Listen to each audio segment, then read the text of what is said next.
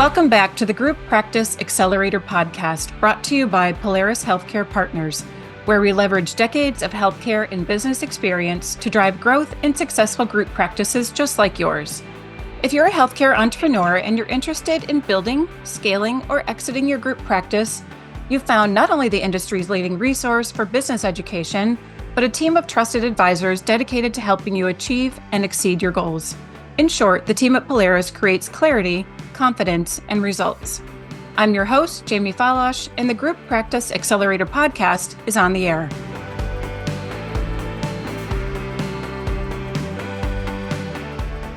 Well, thanks so much for joining me today because we get to start our dive into the lives and experiences of our clinical coaches. I know I'm excited for what this program and our docs are going to share with our listeners, and I know you'll be too, because without question, you're going through some of the same challenges our docs have faced when taking the leap and leaving the chair.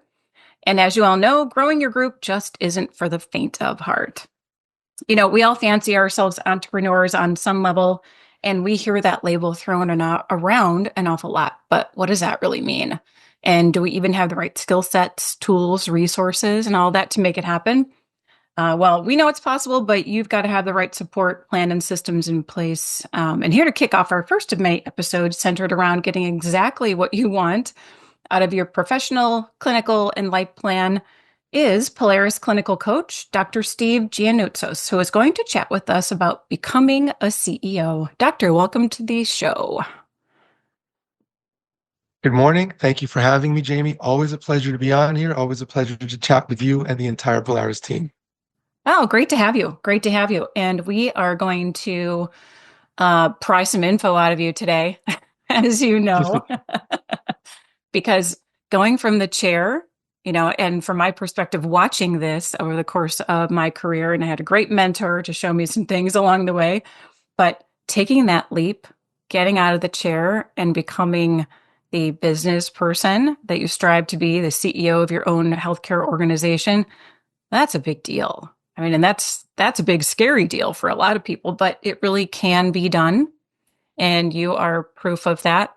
And we would love to hear your experience around it. So I'm going to jump right in with my first question and ask you, how did you become a CEO?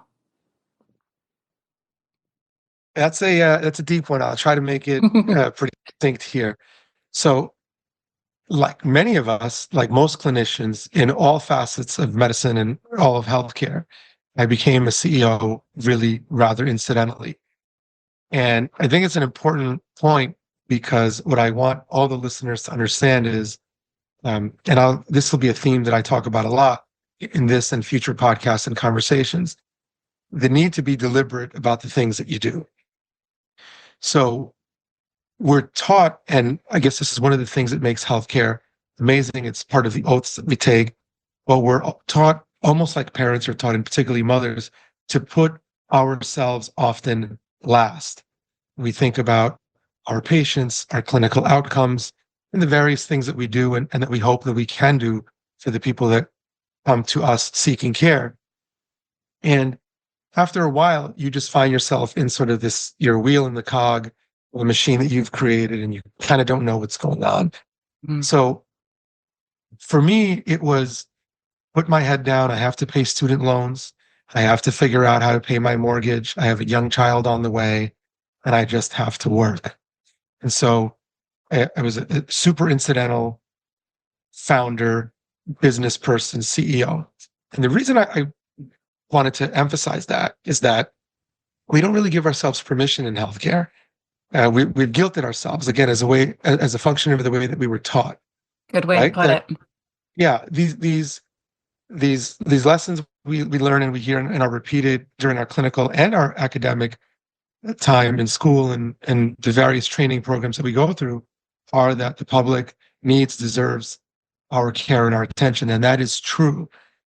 But unlike all the other fields, they really focus on that personal finance and how they're gonna grow and always take care of the end user, whoever it is that is using their product. We just focus on them and not so much on ourselves. Mm-hmm.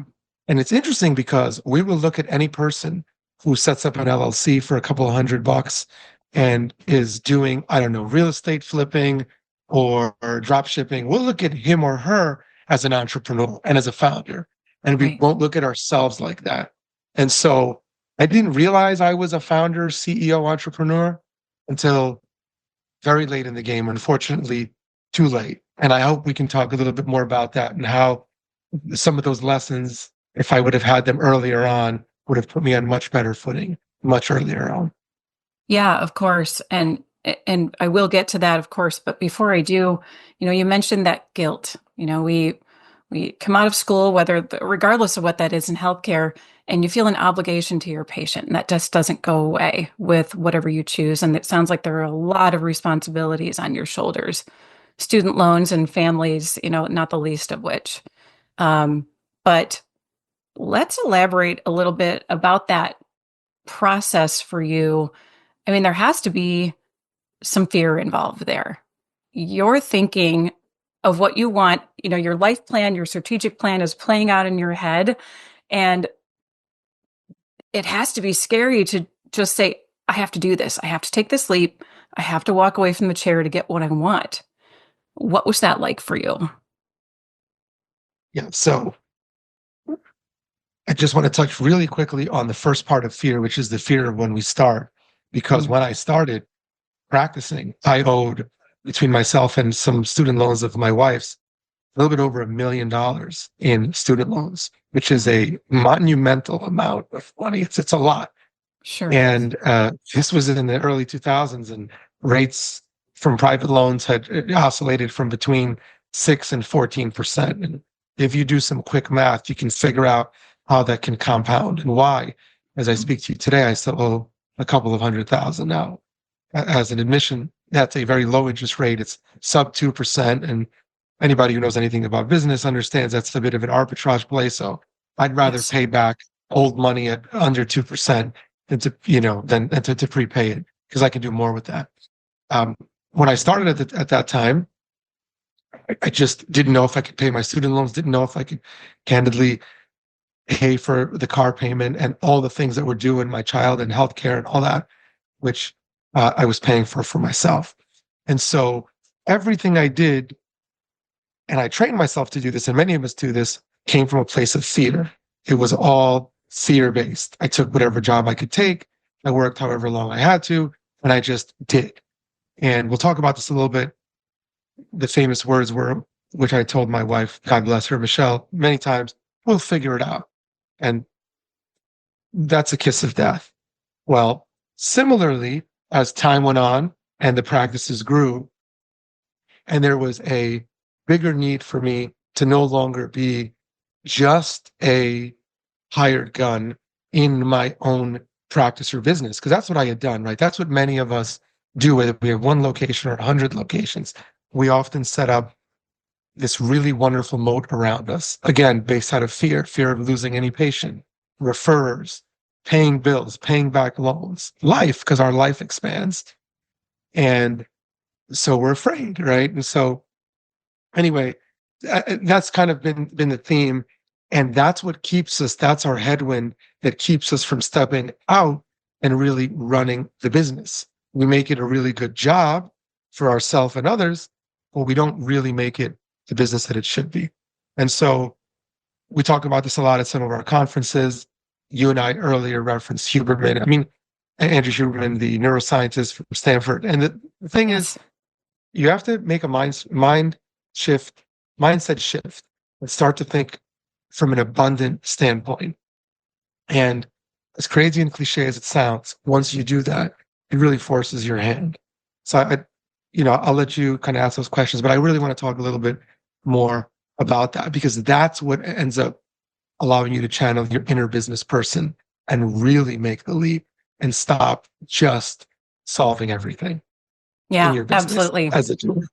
Oh, sure. And sorry to make you, jump into all the feelings this this morning, but the reason I do that is because I know that we have just thousands of listeners who are either going through what you're going through, they're anticipating this, they're thinking about it, what's my next step? And we have some that are well beyond that, of course. However, your experience might just be what is that kick in the pants to get it going. Because sometimes, as you said, it is just fear, and you need to give yourself permission to, as you and I talked about the other day, taking that gamble on yourself. Your life plan and your what you want out of your career is 100% up to you. And we did a podcast a while back on optimism. And going back to what you're saying about Dr. Huberman, for those listeners that don't know, Dr. Andrew Huberman is a neuroscientist. Great podcast. Recently went from 3 hours to 30 minutes, but a lot of it talks about the neuroscience related to different aspects of your life and health and fitness. But optimism is one of those things in manifesting what you want, like really visualizing your life plan. And it sounds like you did some of that, and it's worked out beautifully. But what I'm going to ask you next is what didn't work? Like there had to have been huge stumbling blocks.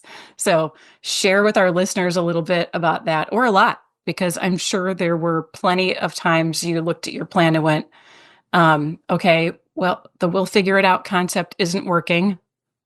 This is not, that's very reactionary.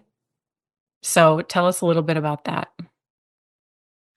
Yeah, there's so many things that didn't work. And you've heard me mention many times that I brag about being the best at failing. And I've learned so much about that. It's interesting because, like many of us and many of the people listening to this podcast, we're all type A personalities, high achievers, or at least strive to achieve wonderful things and big things. And we're often our own worst critics.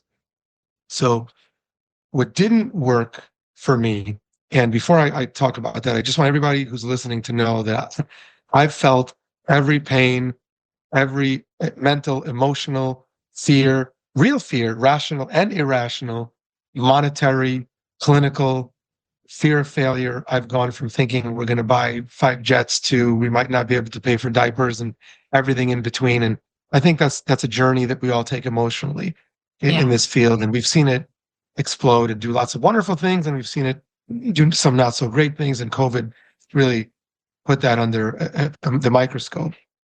So we referenced it earlier. We'll figure it out. Didn't work. What didn't work was just going it alone.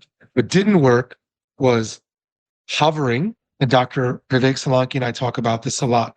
Any practice that we are in, that we run our own, we're always, even now, hovering. We hover a little bit differently. We're there to help and support and empower the team. But before, everything had to run through us. So we didn't realize, we would often say we weren't micromanaging, but we were. Every aspect of the practice. And when we did that, we never were able to really, and when I did that, I never was able to look at the grand vision. I hadn't even understood the vision. So really broadly, what I want people to understand is I would find myself in a situation where something bad would happen, or I'd perceive something bad. Maybe I had a bad month. Maybe I didn't have a lot of consults. Maybe I didn't convert a lot of cases, orthodontic cases. I lost a key person in the organization. I couldn't get somebody trained the way that I want to. There was a variety of things, and you can use your imagination, but those things would break me. And what I would do is I would lean on my uncle, who's an attorney, my aunt, who runs a real estate business, friend of mine who works a 2-chair dental practice. And they all meant well. And it wasn't that they didn't know, but it really wasn't a source that was going to be valuable for me. And I didn't understand that. These were people I trusted, I felt safe with. Candidly, I didn't want to spend the time, the effort, and the cost that was involved, because I looked at that cost, and this is very important, like an expense. We do this a lot when it comes to marketing, when it comes to the right hires, strategic hires, when it comes to facility improvement, right? And I looked at those things like expenses, not like investments. Yeah. And that's the tie-in really to the understanding that we have to come to. Are we looking at what we're doing from a scarcity mindset, or are we looking at it from an abundance mindset? And that was where my scarcity was. All those things didn't work. Not having the right team around me, not hiring people who were who were, I mean, I would hire, and we all went through this post-COVID only because I couldn't find somebody else. And it was sort of the best person I could find. It wasn't the best person for the job, right? Got it. So things like that, and not having the right consulting team around me, those things put me probably in a 5 to 7 year deficit in terms of time. I could have been where I am at least 5 years earlier and better off in every way, including my mental state and my mindset, time for family, right? All of that is where I've really shortchanged myself and where we all do. And again, I'm hoping that we all, whoever's listening, understands that we've all been there and that there is a way out. Yeah, and there is. And you touched on something a minute ago about micromanaging, and basically you're the helicopter doctor, as we'll call it. Yeah. But, unless you have the right players in place and you feel like you can trust and release control, that's a tough situation to be in. How do you grow and become that CEO without giving the reins to somebody else? You can't be involved in every little thing, and everyone's going to do things differently than you. It doesn't make it wrong. It just makes it different than you. And sometimes having, from a clinical perspective, if we're bringing in the right associates, offering them the right kind of package, what does that look like? Even from our associate equity program, we have a lot of docs reach out, say, "Hey, how do we recruit, retain? Because there's a lot of competition out there. How do we get those people in place that fit our culture?" And that maybe, they can earn a little piece of the pie as they're going, which makes it attractive and it puts some skin in the game. So by having those people in place that you can lean on, I think that opens the door for your own growth. And you touched on having the right people in place in terms of getting advice. Yeah, we've all got people that are experts in their own right in other aspects of our lives, but people that have been in our shoes, done what we've done, been in the practice, know how it operates, runs, what you need, and have seen it repeated day in and day out. Those are the experts that we need, as it sounds like you learned. Yes, I did. And what I learned was that what I did to get to where I got to was wonderful and it worked, but it was entirely different from what I needed to do to get to where I wanted to be. So I had to define that, and I had to understand that as much I love clinical care. I mean, if I won the lotto, I could do it for 40 hours a week and not get tired. I'm invigorated doing it. I love the interaction with patients and parents and all that. So it's not that I dislike it, but I had this vision of building something bigger and being able to touch the lives of many more people. And I was my own stumbling block. I was the obstacle, not one of the obstacles, but the obstacle.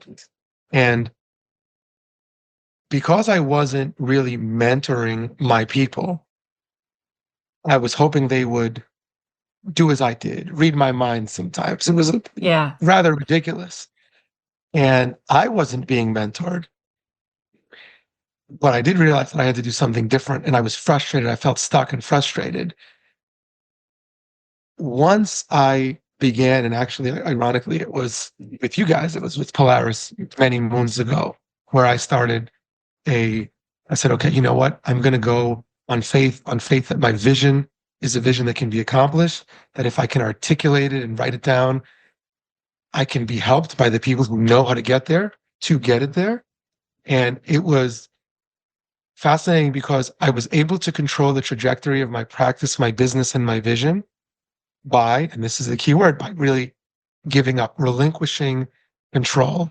Yeah. I was able to articulate the vision, but very specifically, right, with details. You have to be able to see it, smell it, taste it. You have to know what your day will look like, what you want a patient experience to look like, what you want the associate and the staff experience to look like. And you have to get real radical buy-in from your team.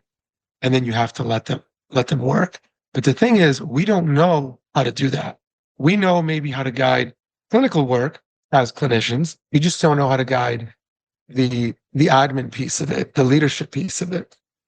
And so once I was able to just articulate that vision and utilize the right mentors and the right, and sometimes it was similar, the same individuals, sometimes different, and the right consultants to really help me lay down the groundwork and the foundation for this vision.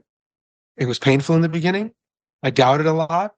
I wanted to just go back in and hover and take control because I didn't see it work immediately. But I put my faith in it, and 6, 7 months into it, I really saw it bear its fruit. And, we've since kind of left the atmosphere and taken off like a rocket ship in that. Yeah, you And that's absolutely have. And you kind of beat me to my next question, which I like because you've already touched on a few of these things in terms of what you do differently. Hindsight being 2020, of course. You touched on some Polaris consulting services and other services of ours that you used, having the right professionals in place, not just acquaintances that are professionals again in their own right, but again, processes. Let's talk a little bit about that procedurally, whether that's bringing products in, whether that's clinical procedure, mentoring, that type of thing. What would you do differently if you had to go back, clean slate, you've got a playbook? What would that look like for you? I take stock of where I am. So just like we do in dental school, in medical school, the first thing you do is take a history and physical exam and understand who your patient is. And you're that patient as the doctor, uh, and your practice is kind of that patient. And I found that I was really operating from a reactionary standpoint. So I was always living in the yesterday and the now, and never in the future. And I was chasing opinions. I was chasing opinions that would validate what I was feeling. So I would look to people who would tell me, "Oh yeah, yeah, you're right." And it was painful was when I stopped doing that and I put these pieces into place, that I realized that I started moving from the today to the tomorrow to the next week. And as I speak to you today, for example, I have we have, it's not me, we with the team, we have a monthly, quarterly, 6 month, year, calendar year, 12 months, which is correlating well to the calendar year, given that we're in January, and 24-month plan. And we're out 24 months. And so do things happen? Absolutely. Do we react a little bit? Yes. But, and this is the key that happened with, for example, the Polaris consulting team and the various players that you guys and others helped us put into place. And that is that we now have processes. Here's another thing that I think is going to resonate with everybody listening. Every one of us has one or two, maybe superstars, or just really good, and you can fill in the blank. Admin people, maybe leaders. This happens a lot to us on the clinical side. We have one person who can run 3 chairs. I don't care if you're doing surgery or ortho, Oh, yeah. and that person is spectacular in many ways, but they also end up being the thorn in your side. They drive people away. They don't listen to what you tell them to listen to, and it becomes a problem. So the point there is what you learn is you're now kind of beholden to them, and you don't really depend on a process. So what happens is people will fail you, but a process never does. It's people who fail to follow that process. And I am as guilty as everybody else because I had set up processes in my practice, clinical and otherwise, and I would react and fail to follow them. And I'll do that occasionally. I'm just much better now at taking stock of that and seeing that that's where I want to default to. So our consultants allowed us to really articulate the vision fully. And that vision involved what we look like 12, 24 months out, whether we want to transact, all that stuff, as well as how we want the culture to be, what we want the clinical outcomes to be like. And I want to talk about that a little bit. And we put all that into place with our team. So Sure. everybody knows. They know the mission statement.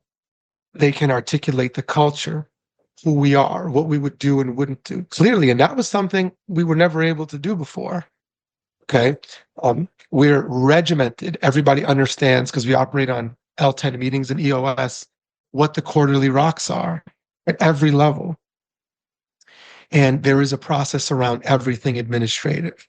And that's made things easy. It's easy now to hire. They self-select. It's easy when somebody is in the team and doesn't really mesh well. We we have a process around letting them know, hey, this is our culture, this is who we are and what we do, and we want you here, but you need to conform to that culture. You need to buy in, Yeah. and you need to you do, and you believe that we'll do well together. If not, well, you might not be the right person here. So we have processes around every single part of that. And the most important part, and I think again with the clinicians this will resonate, because this is what gives me real solace all the time, is we have a process around the clinical piece. You know, a lot of us find ourselves doing all the things we talked about up to this point in this podcast and articulating the business vision and doing really well, generating good numbers, top line, bottom line, all this stuff, but really missing who we're serving, the patient, right? And finding that we don't have a real solid process around the clinical. That's the last thing that keeps us as clinicians hovering and unable to step away. I can do this better. I can bond these braces better. I can treatment plan best. Well, now we all can do it really well because we've agreed that we all understand what best practices are. And that comes from our data within our individual practice and on a national level. And we've put those things into place. And we've seen extraordinary outcomes in terms of quality of outcome, the report of the comfort and happiness of our clinical staff, because no one is now running like a chicken with its head cut off. Everybody knows where their place is. And we understand what we expect the outcomes to be and the when behind that. And that's really, really set us apart. And I think that's why we're running so well now. And that's why Dr. Solanki and I have really started to focus on helping our fellow clinicians um, really nail down their clinical piece. And we're consulting on that. Yeah, well, and you absolutely have to because you said something about comfort.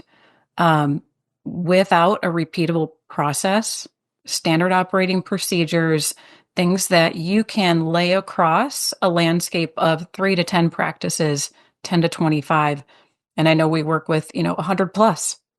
Yeah. How do you make that impactful? How do you see a return on your investment of your people in your business from yourself without those procedures in place? And I love that you're going to be helping our listeners put these processes in place and help them grow as clinicians and grow their practice in, a multitude of different ways. So I'm super excited about what this year and subsequent years are going to hold. Yeah. And it's a beautiful tie-in because whenever we engage in consulting agreements or really we take the leap and we step away from the chair, which I think we can help a lot of the listeners do, both on the standard consulting side and certainly on the clinical coaching side. We then start to focus on the numbers so that we can continue to deliver this care, to your point, in a more generalizable way across a wide swath of practices, whether it's within your group or geographically. What happens is when you do these things well, you find, again, comfort as a clinician because there's a process around diagnosis, treatment planning, treatment execution, and evaluation of outcomes that's regimented. We're Right. not just seeing cases that we like and seeing those occasional disasters and not knowing why they've come up. We have a way to filter these before that happens. And when you do this well, the patient is very happy. They become the greatest ambassador for the practice. You're proud of your outcomes. If you're a specialist, like I am and Dr. Solanki is in ortho and perio, you really depend on the opinion that the referring docs or the docs in the community have about the work that you do. So you cannot falter there. And when we just focus on, for example, EBITDA and the financial outcomes, without tying them to the clinical excellence and the clinical outcomes, there's this chasm and unfortunately an opportunity for failure. And that really is the bridge. That's the bridge that puts everything together and really allows you to focus on both without ever compromising your morals, without ever compromising in any way, and allowing both one to supercharge the other. The clinical outcomes grow your EBITDA, allow you to have a more profitable practice and a more profitable group. You are a better standalone practice if that's what you want to do and you want to grow and acquire, or just stay where you are.